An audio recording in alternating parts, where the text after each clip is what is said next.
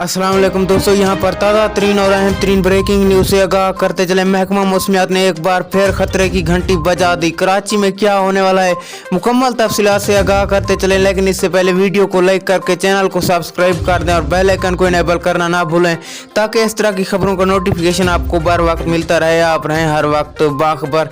जी हाँ दोस्तों, कराची समंदर में ज़ोरदार तबाही होने वाली है। ये तबाही 24 घंटों में किसी भी वक्त हो सकती है और समंदर के सैली इलाकों को ज़ेरे आब कर सकती है। दोस्तों, वहाँ के माहीगीरों का कहना है कि ये तबाही 15 दिन तक चलती रहेगी और समंदर के नजदीक खतरा चलता रहेगा। दोस्तों, अगले 24 घंटों में कराची में जोरदार तबाही और बड़े तूफानात आएंगे और यालाबारी के खतरात भी लायक हो चुके हैं। महकमा मौसमियात ने खबरदार कर दिया।